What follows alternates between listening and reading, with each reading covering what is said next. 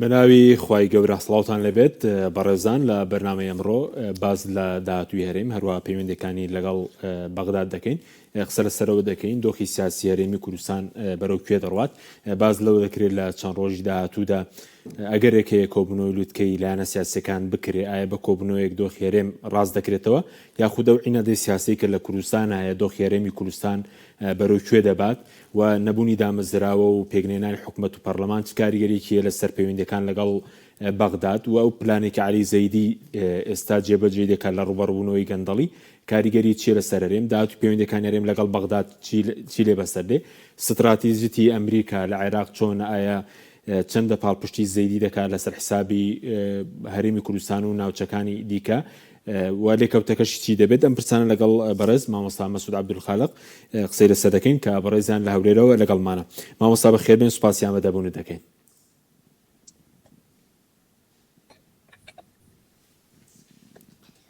بەڵێ مامۆستا گوێ لێ ئێمەیە بەڵێ دێرێتەوە کو مامۆستا ئامادە دەبێت کە لە هەولێرەوە لەگەڵمانە مامۆستا مەسعود عەبدولخالق قسە لەسەر دۆخی هەرێم دەکەین پەیوەندیەکانی لەگەڵ بەغداد دیارە و دۆخی کە لە هەرێمی کوردستان هەیە دۆخێکی نەخوازراوە هەم لە ڕووی سیاسیەوە کە دوایی 8 مانگ ساڵێک و 8 مانگ حکوومەت پێک نهاتووە هەروە پەرلەمان کۆنە بۆتەوە و عینادێکی سیاسی لە بینی پارتی و یەکێتیش هەیە سەبارەت بە پێکێنانی حکوومەت کە کاریگەری هەیە لەسەر پەکەوتنی دامەزراوەکانی هەرێمی کوردستان ئەمە ژوای کردووە کە هەم حکوومەت کاربەڕێکەر بێت ماوەیەکی زۆرە لە 6 یانزەی 2022 حکوومەت هەرێم بۆتە کاربەڕێکەر لەو کاتی کە دادگای فیدراڵی پەرلەمانی هەڵوەشاندەوتەوە و بەمان شێوە زیاتر لە 3 ساڵە پەرلەمان بوونی نییەوە دامەزراوەکانی دیکەی وەکو ئەنجومەنی پارێزگاکان بە هەمان شێوە ئەنجومەنی پارێزگاش لە هەرێمی کوردستان دادگای فیدراڵی هەڵگەشاندۆ بوونیان نەماوە کە ئیشیان چاودێریکردنی کاروباری حکوومەتە و بە هەمان شێوە دامەزراوەکانی دیکە وەکو دیوانی چاودێری دەستەی دەستپاکی سەرۆکەکانیان ماوەیان بەسەر چوو تا ڕادێک ڕوبەڕووی لاوازی و فلیزبوون بنێتەوە ئەمەش کاریگەری هەیە لەسەر هەرێمی کوردستان لەسەر دۆخی هەرێمی کوردستان ئەمە لە ڕووی سیاسی و توش جۆرێک لە چاقبەستووی بووە و بەمان شێوە لە ڕووی ئابووریشەوە چاقبەستوویەکەیە لە هەرێمی کوردستان لە ڕووی ئابووریەوە ئەوی ژەوەیە کە تاکو ئێستا کێشەی موچە لەگەڵ بەغداد چارەسەر نەبووە کە ئەمەش گرفتی بۆ هاوڵاتیان دروست کردووە و کێشەی بۆ بازاڕێز دروست کردووە کە تاوەکو ئێستا کێشەی موچە لەگەڵ بەغداد چارەسەر نەکراوە مامۆستا گوێ لێ ئێمە ئێستا جێم لێیە باشەوی پێشترم جێ لێ نەبوو بەڵێ زۆر بەخێر بەی مامۆستا سوپاسیان بەدەبوون دەکەین وا بڕیار بوو ئێمە لە ڕێگەی لایڤ لە خزمەت بەڕێزدا بووین بەس دیارە لەوێ ئەو شوێنەی کە بەڕێستی لێی هێزەمنیەکان ڕێگریان کردبوو لەو شارە نیشتە جێبوونەوەی کە بەڕێستی لێی ئەو کاری چیە هیچ قەدەغەیەک هەیە لەسەر بەڕێزت کە چاوپێکەوتن نەکەی یاخود بۆ کەسێکی وەکو بەڕێزت ئازاد نەبێ لەوێ گەندەڵکار ئازاد وێ باسی ئازاد بێ و کارەکەی چییە دوای لەسەر دۆخی هەرێم قسە دەکەین لەسەر پەیوەندیەکان لەگەڵ بەغداد بەناوی خوای گەورە و میهرەبان دەستان خۆش بی بۆ قسە و ڕوونکردنەوەی وەڵای هەر دەسەڵاتە کە سانسۆری زیاد کرد یان لە وشە ترسا یان یان شەفافیەتی نەبوو هەموو ئەو دەسەڵاتانە لە کۆتاییەکان وایان بەسەردێ لە هەموو کەلیمەک دەترسێن لە هەموو حەقێک دەترسێن دەسەڵاتی خۆمان کێشەی لەگەر یاسا هەیە لەگە نیشتیمان هەیە لەگە حەقبێژی هەیە لەگە ئاین هەیە لەگە تاریخ هەیە لەگە کەلیمەی ئازاد هەیە لەگە ڕۆژنامە نووسان لەگە هەموو چینی توێژەکان کێشەی هەیە ئەوەش معنای چیە معنا هەموو گیانی ناتەواوە دەنا درێم ئاوێنەی بین و با خۆم تێدا ببینم کە نەوێرە لە ئاوێنەی خۆی ببینی ئەوە لە مەترسیدایە ئێستا خاستن ئێستاش لەو دەمەی دەبابی ئەو شەی قەت نەکا ڕێگری لە تەلەڤیزیۆن و ڕای ئازاد نەکات چکە ئێستا هەڵمەتەکی هەم عالەمی هەم عێراقی لەسەر گەندەڵکارانە گەندەڵکاریش بە خۆتزانی لە زۆر شتان دەترسێ بەڵام لە هەمووان زیاتر لە شەفافیەت و لە ڕۆژنامە نووسان و لە وشەی حەق دەترسێ زۆر هەر نیشانەی گەندەڵکار ئەوەیە پێش هەموو شتێک دائما حەزی لە شاردنەوە و سانسۆر و وەکو برەی دژە وشە و دژە ئازادیە زۆر ئێستا هەر با قسە توێ برێم بەو بۆنەوە ینی مادام لە هەر شوێنێک لە هەر دائیرەکی لە هەر مەملەکەتێکی لە هەر جەزیرەک ڕێگریان لە ئیعلان کرد کە دەسەڵاتی چارەمە ئەوە بزانە ئەوە بەلای کمی گەندەڵکاریەکەی فولە ینی ئەوە هیچ معنات نەک لە خوار و لە سەرو ڕاگەندەڵە ئەوە نیشانی ئەوەیە کە گەیشتە ڕادەی ئەوەی دەسەڵات بتوانانی ڕێگری بکە لە دەسەڵاتی چوارەم بەمعنایەوە ئەوە دەسەڵاتیش خۆشی گەندەڵکارە ئەوە یعنی وەک خۆت گوتی ڕێگری لە گەندەڵکار و بەعسی و خائینانی کورد و داگیرکەران ناکرێ بەڵام لە بۆ خەڵکی وەکی خۆمان ئەوها دەکەن با بڵێن چی بەڵێ سوپاس دەکەین مامۆستاکار باش بوو لە ڕێگەی ڤایبەریشەوە توانیمان لە خزمەت جەنابەت دابین سوپاس دەکەین بینە سەر دۆخ هێرێمە ئەو دۆخە چەقبەسووی کە هەیە پێدوایەتی چارەسەرە ئێستا بۆ ئەو دۆخە چەقبەسووی کە لە ڕووی سیاسی و هەمانە حکوومەتمان کاربەڕێکەرەوە پەرلەمانمان دامەزراوەکانی دیکە پەکیان کەوتووە و هەوڵێکی شەیە ئەگەر کۆبوونەوەی حیزبەکان بکرێ هیچ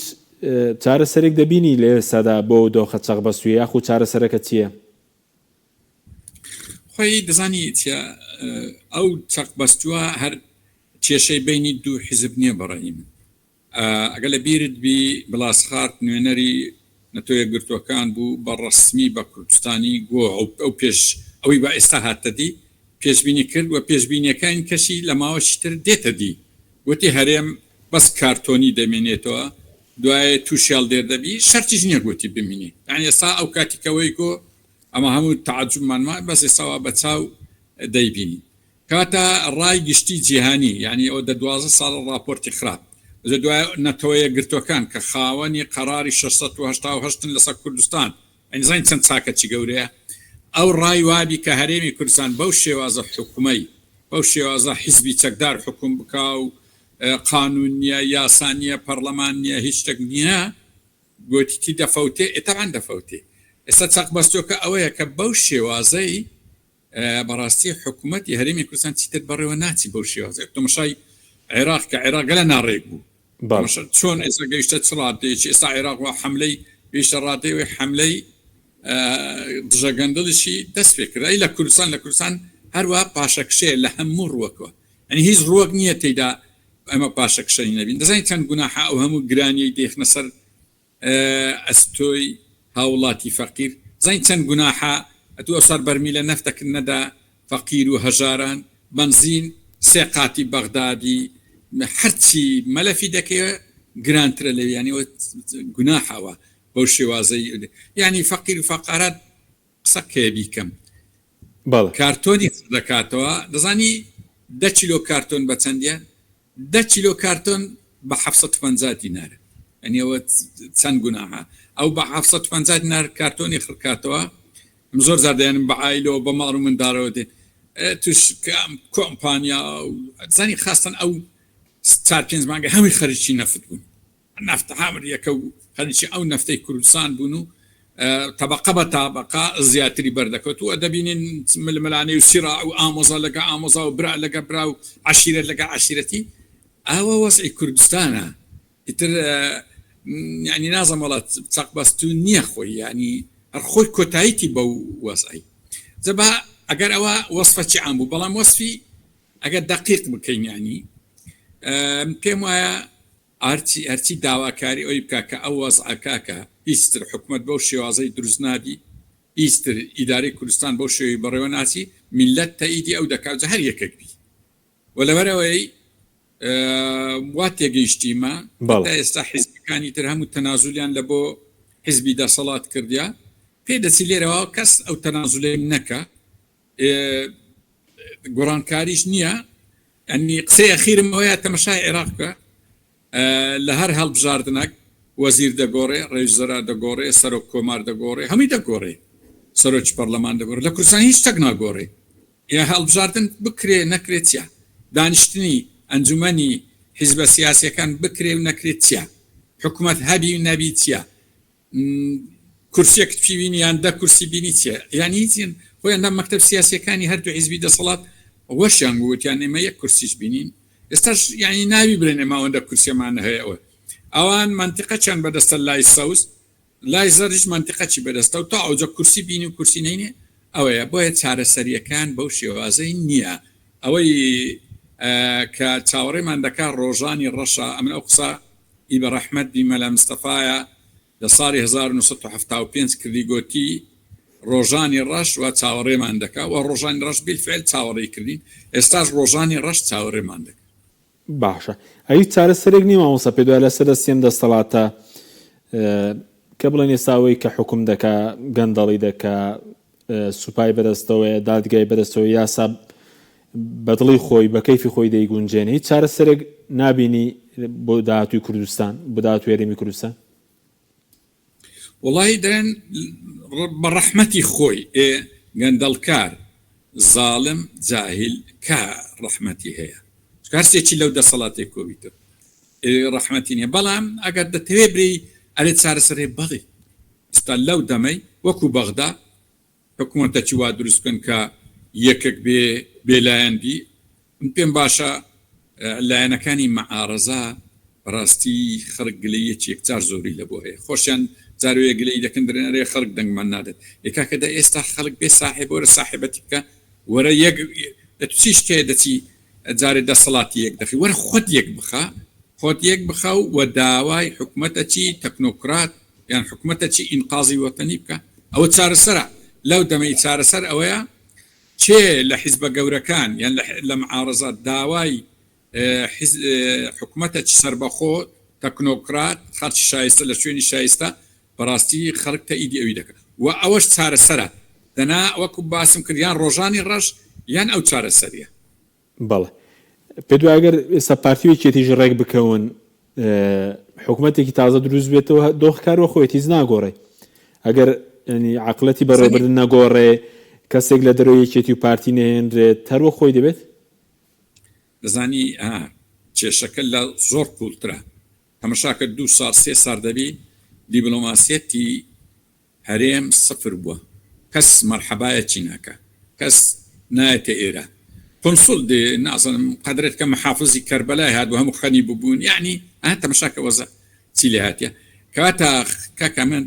سەردانێکی ئەڵمانیامان کرد سەرۆکی پەرلەمانی ئەڵمانیا قسەی بەمە گۆ زۆر کەوت گوتی ژیان نییە لە ژیانی ژێر سایی حکمی حیزبی چەکدار ناخۆشتر ئەجەیەکی لە تەنیش دانیش بوو ئیسپانی بوو گوتی ئەمەوەکو ئەڵمانیا ئەومان نەتێ بەڵام ئیسپانیەکان ئەو نوع حکمیان دیتێ کاکە حکمی لە ژێر سایی حیزبی چەکدار لە هیچ دنیای نەمایە یعنی ئێمە کوردستان جەهەندەمە تەماشاکە یعنی ئەوە حیزبی چەکدار ئەوە دەرێ نابی ئەو کەناڵە بستە ئەوێ نابی ئەوێ دەست بەسەر هەموو شتێکی داگیرایە و شەڕی برا کوژیە و یعنی ئەوە حیزبی چەکدار کاکە لە دنیا ئەمریکاش تێگەیە و لە هەموو ناوچەکە شتێگەیشتنە کە حیزبی چەکدار حکمی کوردستان دەکە ئەوە نابی جەواب پێیان ناخۆشیان نەنازن لە عێراق لە 5 شوێنان حیزبی چەکدار مەمنوع کرایە لە دەستور لە قانونی هەڵبژاردن لە قانونی چەک لە قانونی ئەحزاب و 2 قانونیش لە کوردستان هەر لە کوردستان خۆی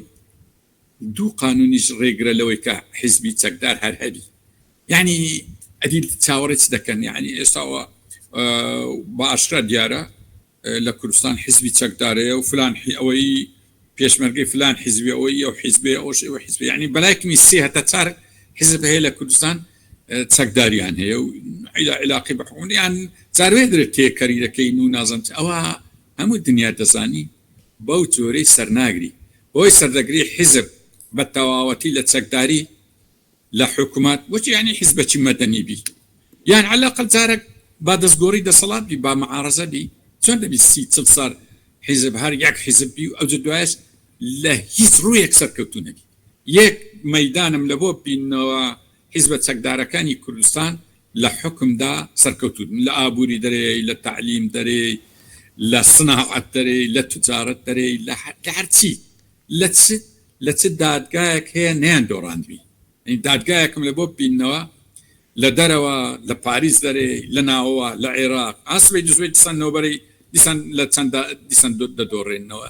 هەر سکاڵایەکی لا هەرێمی کوردستان کە دەدۆر لەبەرچی لەبەرەوەی هیچی لەسەر قانون لەسەر شەرعیەت لەسەر وەتەنیەت نییە یانی ئەوە چۆن دەبیەوە دەسەڵات بۆ شێوازت بەڵێ ئەگەرم بارودۆخە بەردەوام بێ و بێدامەزراوەی ئەو گەندەڵێ ڕێکخراوەی کە هەیە داهاتوێرەی کوردستان وەکو قاوارەکەش چۆن دەبینی بەرامبەر بە بەغدا کە ئێستا حکوومەتێکی نوێ شاتوو و استراتێجیەکی نوێی ئەمریکاش هەیە لە عێراق زانی ئەو هەرێمەی ما دو-سێ ساڵ لەوە پێش تێک دەچوو ئەگە عێراق نەبووە زەو قسە بزانە چەند ڕاستی عێراق مشتری موامەرە نیە لەسەر کوردستان ساو کاتی کە ڕۆژئاوا ئەو وەزعی بەسەردەهات هەموو چاوەڕێ ئەوەیە بوون عێراق بەس ئۆکەیش کە برێکاکە تورکیا سووریا وڵاتانی خەلیج ئەم لەگەرتانم هەرێمی کوردستان تێک دەچوو ئەوە ئێستاش ئەو بگرن هەر دەمەچ عێراق ئەوەی لەگەرەوان بکەن بەس باشە چانی الحەمدە ئەوانەی دەسەڵاتدارن لە عێراق ڕسەر و کۆمارمان هەیە وەزیر خارجیمان هەیە و ئەوانەی لەسەر دەسەڵاتن باشن ئەوە ڕای کردیە ئەوجا بێبەختی کورد تەمەشاکە سەرکردەکان یەقەی عێراقیان کرد دەستیان دایتە چەکوچەکی لەو لە قەدارەی دەدەن لەو لە قەدارین لە کاتە چەکوچەکی لە قەدارەکەی خۆشیان دەدەن و لە سەڕا بەردەدەنەوە یعنی بەڕاستی وەزعی دووەلی وەزعی ئیقلیمی هەموو وەزعەکان لە قازانجی هەرێمی کوردستان نییە هەرێمی کوردستان بەرەو نادیار دەڕوا بەو شێوازی یعنی ئەوی شوێرەکەی سیارەکەی هەرێمی کوردستان لەسە بەڕاستی هەردەمی لە شتێکی دەدا لەوی دەریانی ئەوە ڕۆژنەوە دیا واش دیارە یعنی ساڵ بە ساڵ هەرێم لاوااستر دەبی زۆر بەداخەوە بریا ئەو حیزبە چەکدارانە ئەو دەسەڵاتانەی ما ئەو سەرکردانە تۆ زەک دڵیان بەو تاریخەی بەو میلەتەی بە خوێنی ئەو هەموو شەهیدەی دەزانیت خوێن و ئارەقە و فرمێسکە ڕژایە تا ئەو وەسعهاتەدی خۆ ئەو سەرکردە و ئەو حیزبانەوەیان نەینایتەدی ئەو بە خوێنی شەهید و پێشمەرگە و ئەنفال و ئەتەمشای ئەنفال بکە یعنی ئەوە چ ویجدانەکە لە جیاتی ئەوەی بێن کوردستان بەرزکەنەوە کوردستان پتەوکان دێن یعنی ئەوەی ئێستا ئەو دەردەی دەدەنە کوردستان ڕاستیش توێ برێم بەڵام لە کۆتاییدا عێراق ئەوش لاعیبە ئەگە گۆلی بدەیە فاولی بدەیە لە نێزیک پەنەرتی لێ دەکات یعنی ئەدی حیزبەکانی کوردستان لەگە یەکتر لاعیب نینە گۆل لە یەکتر ناکەن لەبەرەندی ئاگامان لێبی عێراق لە بۆ خۆی ئیشی هەروە سەبر ڕێک دێخی لە قەیرانە گەورەکان لە زۆربەی دەرچووە و ئەمریکا ئەوانە پشتگیری دەکەن و ڕاستیت پێبرێم ئەو قسە بڕک خەتەریشە تەوەجوهەکی دووەلی و ئیقلیمی هەیە کە لە عێراق بەرەو مەرکەزیەت بڕوە یعنی ئەو قسە بڕک گەلک ناخۆشە بەڵام حەقیقیە ئەگە حەزتان کرد بەڵگا وازح دیارە یعنی ئەمریکا و تەوەجوهی هەیە نەک هەر برین ناوچەک بەڵێ ئەو مەرکەزیەتە چۆنە لە بەرژەوەندی هەرێم نێوەکو هەرێم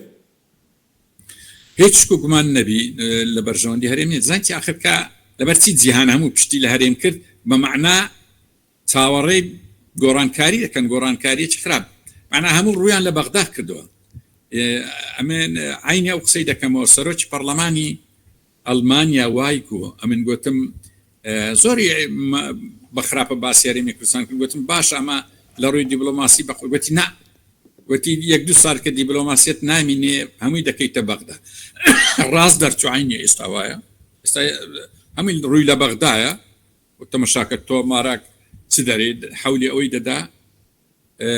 عێراق و سووریا و تورکیا یەکخە و دەرێ ئارامی لە عیلاقی وسێ زۆر خەتەرا ئەو قسە جەبا شتەچ توێ بێ ئێستا زۆر گفتوگۆمان لەسەر شەڕی ئێران و ئیسرائیل و حەماس و ئەوانە کرد و ئەمریکا باسمان کرد گوتمان ئەگە ئەو جەب هەیە بشتێ لە بۆ کورد خەتەرە زۆر هەبوو خەڵک دیانگۆ ئەوە چییە و بەخۆت زانی هەندە خەڵکەیە کە سەر بە دەسەڵاتیان سەر بە هەندێ لایەنی وایە چ دەرێ ئێستا ئەگەر ئەمریکا و ئیسرائیل لەو شەڕی بەسەر کەوتا بنایە ئەوەی تۆمباراک نووسی بووی ئارامی لە نێوان بەغدا و دیمەشق و ئەنقەرەیە وای نەدەنووسی دەزانین چی دەنووسی دێگۆ ئارامی لە نێوان بەغدا تاران ئەنقەرە دیمەشقە هەرێمی کوردستان و کاتی هەر بەو نووسینەی نەدەمە یعنی وازح دیارەوە نییە بەڵێ بەڵێ ئەو بڵین هەڵمەتی عەلی زەیدیش کە دەسی داوەتێ کاریگەری هەیە لەسەر هەرێم یاخود دەبێت لە هەرێمی ژە و پرۆسێ دەست بکرێت کە ڕوبەڕووبوونەوەی گەندەڵیە؟ ئەمما یعنی ئەوە ئێرادەی گەورەی جیهانی لە پشتا لە سەرەتادا هەندێک حیزب لە کوردستان ویسیان دژی بوەستن، بەڵام کە هەستیان کرد ئیشەکە زۆر گەورەیە تەئیدیان کرد. ئێستا هیچ جیهەتێک لە عێراق نییە تەئید نەکە. خۆشبەختانە گەندەڵی ئەوەی باشە کەس ناتوانانی بە ئاشکرا دیفاعی لێ بکە. ئەوە لە هەرێمی کوردستان جودایە دەسەڵات بە ڕسمی دیفاعی لێ دەکا لە هیچ جێشکە دنیای نییە، بەڵام کە دێتە سەر جدی ئیزرات ئەوش ناتوانانی. یعنی گەندەڵی لە قورئان، لە تەورات، لە ئینجیل، لە کتێبە ئاسمانیەکانی زۆر بەخراپە باسکایە. ئەجل لە قەرارێکە لەسەر گەندەڵی دەرچوو لە نەتەوەیەکەکان لێوێ زۆر بە سەر شۆڕ و چاوشۆڕ و خائین و نیفاق و ئەوها وەسفیان دەکەن. ئێستاش لە کەس ناتوانانی، یعنی لە عێراقیش هیچ کەس ناتوانانی خۆی بکاتە ساحیبی گەندەڵی. و حرەکەیەشە سەورەکە لە عێراق بەڕاستی سەر تا سەری عێراق دەگرتەوە، بەڵام ڕاوازی احتیارە ئێستا چۆن ئەوە کەس نەرێ ئەرێ لەبەرچی ئەوە لە بەغدا ئەو قەرارە جارێ لە بۆ خوارەیە لە بۆ سەرێنیە نە ئەوها باشە. یەکەم جار خوارێ دەست و پێیەکان بگیرێ ئەوی سەرێ ئاسانتر چارەسەریان دەکرێت. و خوتەی بەغدایش ئەوە معلومات نییە، ئەوەی وا ئێستا قسەی دەکەم تەحلیلە. پێم وایە هەتا کۆنترۆلێکی باشی ئەو لاینەکە هیچ قسەک لە سەرێن ناکە، بەڵام کاتەکە نەورەی هەرێم هات دەبتە ڕاپەڕین لە هەرێم. ڕاپەڕینی چی؟ ڕاپەڕین دژی گەندەڵکاران، چونکە هەموو خەڵکی کوردستان چاوەڕێی ڕۆژتی ئەو هایەکە لە گەندەڵکاران ڕاپەڕن و دەزانی چ لە کوردستان کرایە. دەزانی گەندەڵکار ئاگەتەن لێبی خاک و نیشتیمان و وەتانیەتی نییە. لە چێ گەندەڵی هەبی نیشتیمانیوی لەوێ. بزانە داعش هات لەگەری لە بۆ خۆی گەندەڵی خۆی لەگە کرد، حەشد دێ لەگەری دەکات، تورکیا دێ لەگەری دەکات، هەر داگیرکەرێک دێ لە بۆ خۆی لەگەری دەکات. یعنی هەموو شتێکی دەکات، بەس نیشتیمان پەروەری نییە، ئینسانیەتی نییە، ئاینی نییە، تەمەشاکە ئەوانەی نییە، حکومداری نییە. کاتە خەڵکی کوردستان ئەگەر دژی گەندەڵکاران ڕانەپەڕن هەرنەستن وە کەسی ناتوانانی برێ نەیکەن، چکە زۆر شەرعیە، بەمعنە دیارە ئەمە میلەت نینە، دیارە ئەمە ئیرادەمان نییە، دیارە ئەمە ئاینمان لەبینی نییە، دیارە ئەمە نیشتیمان پەروەر نینە. لەبەندێر ئەوە بەڕای من نێزیک بووە، ئەوە زۆر زۆر نێزیک بووە و وەکو برێ ئاتێ لە ڕێی بەفیە. پێدوە خەڵک بیکەیان وەکو دەسەڵات لە بەغداوە بێ لێرە ڕوبەڕووی گەندەڵکاران بێتەوە. نا ئەمن ڕاپەڕین لەگەر ئەوەم نییەوە چی ڕاپەڕینی نۆتێک، نا تەئیدێکی عام، یعنی ڕای گشتی لە کوردستان تەئیدی ئەو هەنگاوی دەکرد. هەری لەبەرچی ئەمن پرسیارێکم هەیە لە دەسەڵاتێرە، لەبەرچی دیسان وەچی موچەکەی خۆیان تەسلیمی بەغدا کرد، ینی موچەکەتە بەغدایە ئیشکەتە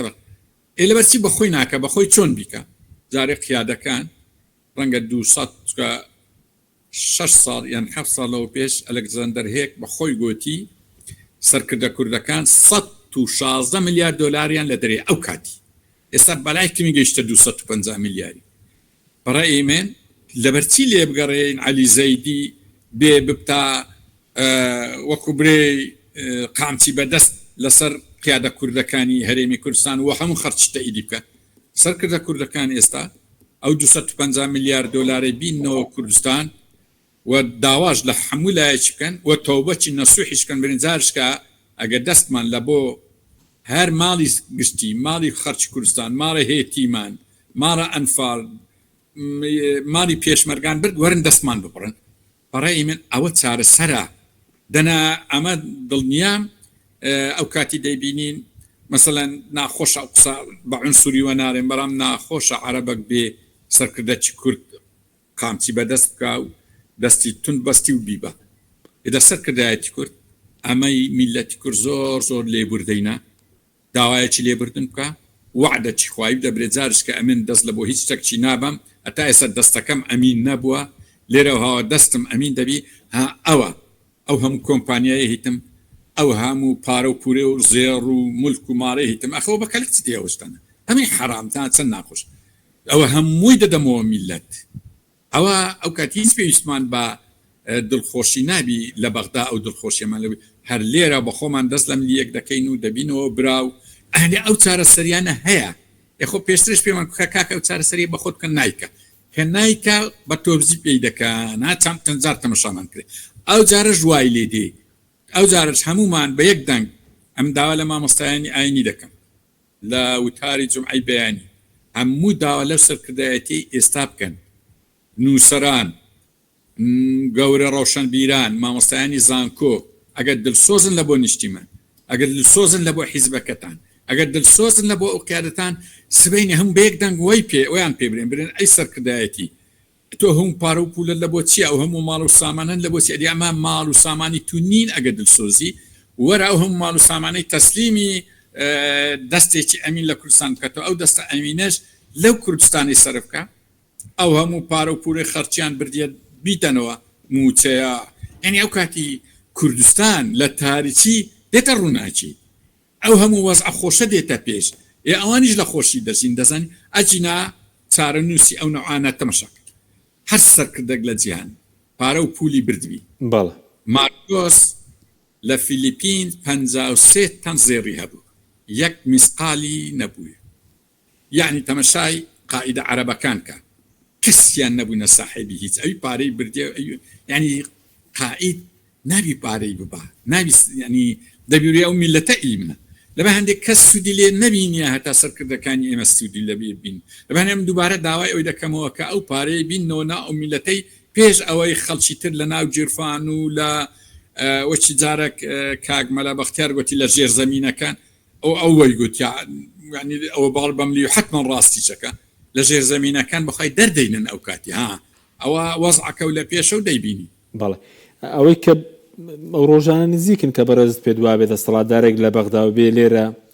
سەرکردەکانی هەرێم سەوارەت بەگەندەڵی دەسەڵاتدارانی هەرێم دەستگیر بکە وڵای لەبەرەوەی ڕاستی با قسەکەی ئاشکراکەین ڕێی ئەمریکای لەوەیدایە ئەم لەبەر هەندێ دەرێم ئەی سەرکردەی کورد پێش ئەوەی شتێکی وا ڕووبدا هەینێ بە خۆتان زەن چ ناخۆشێک بەسەر ئێوەدا لە بۆ ئەمەش ئیحراجە بە خۆتان بیکەن چکە ڕاستی پێ برێم ئەوە وەرن هەناسەی فەقیر و هەژاری کوردستان تەمەشاکەن ئەو کاتی چەپڵی لە بۆ ئەو کەسەی لێدا هەر یەکێک بێ دژمنی کووردا نازمچی ئەو ئیشەی بکە یعنی ڕاستی خەرگ ڕەئی لەگەر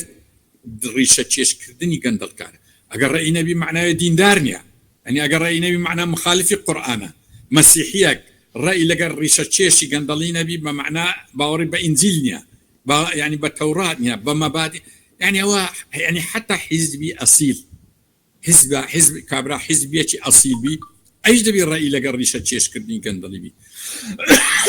قندلي هيت بناية بيناكري للدنيا در نمونكم لبو بينوبرين أو طبقي قندل لصر حكم بولا فلان دولتي درس كرد اقتصادي بردا بيش ولاتي رزق هيش جواني نيش جوان أو وعدي خواية لا يصلح عمل إن الله لا يصلح عمل المفسدين أو أخوي كور وعدي دا كإصلاح عمل مفسد ناكري إذا فاسد ومفسد فرقية فاسد برك باشترا مفسد حرق زور ما ترسي دارترا باشە مامۆستا وەکو پەیوەست لەگەڵ بەغدا بۆ 4 ساڵی داهاتوو چۆن دەیبینی پەیوەندیەکان لەگەڵ بەغدا و ئەم حکومەتە نوێی عەلی زەیدی و ئەم استراتیژیە نوێی ئەمریکا هەرێمی کوردستان بەرامبەر بەغدا چۆن دەبینی بۆ 4 ساڵی داهاتوو والله دەزانی هەرێمی کوردستان تا الآن گەیشت بۆ قۆناغێک لە ئاستی جیهان دەرچوو بوو يعني ئەمە ئەی پێدەگوترێ گەیشتونە بەڕی ئەمان ڕەت ببووین چ وەکو نیشتیمان چ وەکو میلەت يعني قرارمان هەبوو 688 986 مان هەبوو دیبلۆماسیەتەکی بەقووە دیبلۆماسیەت تەماشای یەک شتکە يعني ئێمە لە سەرەتای نەوەتەکان دەست پێ کرد هەرێمی کوردستان لە حالەتەکی ئینسانی چوە حالەتەکی سیاسی چوە حالەتەکی قانونی چوە حالەتەکی عسکەری تعاملی جیهان يعني من زۆر دیبلۆماسی گەورەی جیهان بەمەی دەگوت دەزانی چەند گرنگە ئێوە دەزانن جیهان کە تعامل لەگە هەرێمدا کە چەند گرنگە طبعا ئەو قسە زۆر میمە ئەو تعاملە ئێستا خەریکەوە نامینێ دەستا بەغدا ئەوە هەرێم سەرکردەکانی هەرێم خۆی وایە لە ئێمە کرد کە لە بەڕی ئەمان بمان چێشتەوە لە بۆ منطقەی ترسناک لو پێگە گەورە جیهانیەی ئێمە هێنا ئێستا واکەتینەوە ملحق بە بەغدا لە نێزیک دەوڵەت بووین چەند شقاوەکمانەوە و بگەینە دەوڵەت ئەمە جێراوە ئێستاوا لە بۆ لای فیدرالی و لە بۆ لە پشت فیدرالیش لە بۆ لای حکمی ذاتی و مرکزیەتی بەغدا ئەوانە يعني إنسان وبعد بأي حديث يؤمن يعني أويا هريمي كردستان راستي دبي آقاي اللي بيتي لخوي كرديا أجا من إستاك قصدا كم بجري والله من بتشاركت لسا أو واقعي كسر كرداتي إما جانيتي إستا أو قصدا كم دناقا وشتر وايدان وهرمناتي بغداد مزانا أما لو خمان درتشينو لبري أمانينو أما بنزيتشين للدولات تي دكا بس نا إستا دبي كاكا بيان بريم لراهي خواي برون ولا بغداد يكون أما رئيس جمهور من هي وزير من هي حصة من هي لبغداد ركوتنا شيء كان إبا جواني جيب كان أو تبرلمانتارا كان من حموتنين تركاك 220 مليار دولار دينار تشينا نيري 220 مليار ديناري نزيكي نوصتو هشتا مليار لبودنيري أنا معملي نايكتشيا أو قندل يعني راسة براستي كان عيبة لبو حكمتك بري أمن 120 مليار بيدان إباش أدي وقت شون أما حكمة يعني هيك شون دبين الدولات كاكا هرمي كردستان نك 120 مليار بو أقداري تان أقد دستة أمين لكردستان هذه نك ملتي كرد 3 ملت 4 ملتي تريشي بي بخيو دكري أو تشتكي ناشي نكاكا مكاس زاني أقسم معناه كده 120 مليار بيدان أكري هم متاكا كرد حزبيكا نا حزبيكا معارضة دصلات حتى دقات بغداد حتى دقات واشنطن دزانن أو تصدق جزري لكردستان. باشا ما وصلوا بروجي أمريكا كميكش بس ما كنت بجيري كني علي زيدي أم بجيري لسر حسابي كردستان دبي وشعج دبي وآية لتواصل داتو أو كبيوسة ببرسي سنورة كان خالص سنورية كان فيدراليات هزي أمني قران كاري بس داري لقل بغداد برسا أبوريا كان نوت خوي سرتاي هرمي كردستان برزان كاغ مسعود ومام جلال لبغداد كاغ نوشيروان وابزانم يعني حسروش حزب كان وازهم كدابون هاو بيماني كان لقاش شيعي كردستان يعني زور برز كدوا لا إرا إساو هاو لو هاو بيماني بخوي عن هاتين الدري بحرك إسا السنة كرديتي سنة عرب لقاش شيعي إسا أوان دا صلاة عراق بري ودبن دا صلاة دارن أوي لي دا قومي لكردة جاب زانا سركدايتي كرد أو معملة استراتيجية أنا دكا دو معملة بيترم وكنو منها يتشان لساستي جهان معملية استراتيجي كرد هرمي كردستاني خراب بوچل كردوها أويا بالبشتا نيو دولة كاني غوريو وبالبشتا إقليمية كان بالبشتا إقليمي دائما تاكتيكي ومترسي وخطر احتوايا أو سركدايتي كردي كردي زربش زور قوري لهرمي كردستان ده نظام واضحة وقصتها إيدوام لعراق لقد الصلاة داري بغداد خوي تيكدا تسو لقى معارضة السني أو بيماني كرد وهي معارضة السني باتي هشتو أو تسو بخوي استا أو بيماني كرا سركدايتي كرد لو قوري مايتو استا زانا كدنم لو قوري مايتو تيا هامو روجي دبي وفتا وبستا بغداد مان سي روج وفتي كردي لبردرقاي بغداد حتى نمونك لو بازكم بله يعني سركدايتي اما علاقتك تلقر دوسي كسان هيبة حلبوسي اخر هيزني هيبة حلبوسي ساق تاكسي بويتا برلمان لقى محمد حلبوسي لقى خز علي حامو قيادة كانيما توينا لدر كان دا لقى بيك هاتينو ودعوان لك يكيكا بس ورن سردانة كردستان كن تنانا محمد حلبوسي بخوي قوتي ام سي سركردي قوري كردستان داواي لي كردي ما سرداني كردستان كم بزانم مجالم هبي دي اكتي وضعتي لهاتيا يعني ممنونا اوان بس سردانة كردستان كانوا ناين او ضعيفي لو زياتر سدابي يعني والله ناظر يعني هركوايا هرسبيني هر اوشوش تاخيرا يعني بخودات شنوش كل دي بكان واز لو مال وسامان وكومبانياي بيدن ودست ملتي بيدن ودست دستشي امينو رولا بينا ونشتمان بارواري وكردستان كانوا او كاتك رولا كردستان كانوا او بتاكيد ما زۆر گەورە دەبین زۆر یعنی مەجای گەورەبوونمان زۆر لە پێش. بەڵێ ئەوەی کە پێویستە بە فیدراڵەتی هەرێم بە دەسەڵاتەکانی بە ئابووری بە نەوت بە خاڵە سنووریەکانی لەگەڵ بەغداد چاوەڕوان کراوە چی لێ بێرێەوە و استراتیزیەتی کە ئەمریکا هەیە دەوڵەتێکی مرکزی دەوێت لە مڕوانەوە زانی بامەشتە چی برێن پێم وانە فیدرالی بگاتە ڕادی تا ئەو دەسەڵاتی لە بەغدای ئەوی ئێستا هەیە بەو دێزاینەی فیدرالی ئەوانە سەلامەتن هەرێم سەلامەت دەبی بەڵام زعیف دەبی یعنی ئەمە پێشترێت دەوڵەت بووین لە ناو دەوڵەت ئەسلامە بەقووەتر بووین لە عێراق ئەوە نامینێ دێتەوە سەر فیدرالیەکی ڕاستەقین لە فیدرالی ڕاستەقینە یەک کۆمەڵە شت هەیە بەڵێ یەک کۆمەڵە ینی وەکوبرەی خصوصیات و ئیمتیازی گەورە هەبوو ئەوانە گۆڕانکاری بەسەردێ دێتەوە حدودی خۆی حیزب چەکداری نامینێ یعنی علاقاتی دووەلی بەناو عشکەی لێدێ بەڵام ئەگەر ئەو دەسەڵاتی ئێستا لە بەرچیان من ئەو کاتی کە شەڕ بوو لە ناوچێ ڕۆژهەڵاتی ناوەڕاست باسم کرد بەدیلی ئەوانەی مەسەن بەدیلی لایەنە ئیسلامیەکانی شەرق ئەوسەد لایەنە ئیسلامیەکانی عێراق لایەنە ئیسلامیەکانی ئێران لایەنە ئیسلامیەکانی مەسەن حەماسا ئیخوان مسلمینە ئەوە هەرچەند گلەی شتیشمان لێیان هەیە و بە تاکی لێمان هەیە بەڵام بەدیلەکانیان قەومی عەرەبی زۆر خەتەرە ئەوە بگۆڕدرێ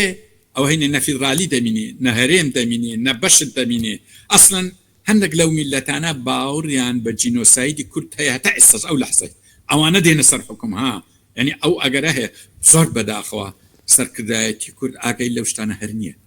جارێ سەکت فێ برێم خوێندنەوەی سەرکردایەتی کورد لە بۆ ڕووداوەکانی جیهان لە بۆ ڕووداوەکانی ڕۆژهەڵاتی ناوەڕاست لە بۆ ڕووداوەکانی ناو عێراق زۆر خوار و خێچە کە بە سەقەتی خوێندنەوەی دەکەن لە بۆ ڕووداوەکان لە ساو ئەساسەش هەڵوێست دەنوێنن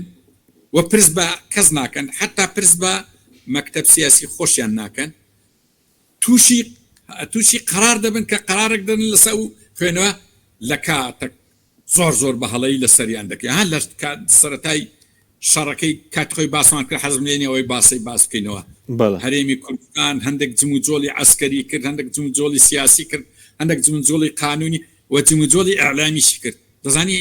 ئەوە هەتا 10 ساڵت کەس وەچی ڕێفراندۆمەکەی حەد لەسەرمان دەمینێ ئەجەوەی تێدەگا کەیف خۆی تێی تێناگا نازم وڵا لەوەی زیاتر لە بە ئەمنی قەومی خۆشنی ئەمە باس بی باشە کاتمان کەمە مامۆستا بەس وەکو پرۆژەکەی ترامپیش بەرەز زۆر جار لە بەرنامەکانی پێشتریش باسمان کردووە باس لەوە کردووە کەم 2 ساڵی کە ماوێتی ترامپ خەتەرێکی گەورەیە بۆ میلەتانی بێدەوڵات و لە ناویشیدا بۆ کورد چی بکرێ بۆیە قۆناغە تێ بپەڕێنێت وڵاو جەوا سوالێکی کۆتایی و زۆر جوانە بەڕاستی ئەمە لە مەترسیداین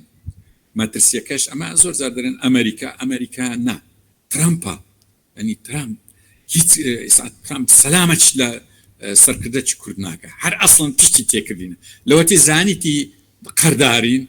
و زانیتی لە بەغدا 100 میلیارد دلار و 100 تەن زێڕی لێ هەڕووی لە بەغدایە و حەزی لێ مەرکەزی حەزی لە ئێرە بە هیچ شێوێک نمایە لە ناکاو معادلەکی ئیقلیمی و دەولی ئەمن لی دەترسێن بێ وەچی کوردستان لەبە هەندێ ئەو فترەی ئەو 2 ساڵەی بەڕاستی ئەوەی نییە ئەتو پەرلەمانی پەک بخەی پێداگری لە سەر وەزیر و سەر وەزیران و نازن ئەسڵەن عەقڵ وایە عەقلانیەت وایە ئێستا دەباوی برێن کاکە وەرن حکوومەتە سەربەخۆ ئەو حکوومەتە جارشکە سەروەری و شەرعیەت بچێتەوە لە بۆ کوردستان جارشکە دیبلۆماسیەتەکان بینا بنێتەوە جارشکە بەرامبەر بەغدا بتوانی وەکو برێ شکۆیەکێ بچکۆی سەر شکۆی شکایە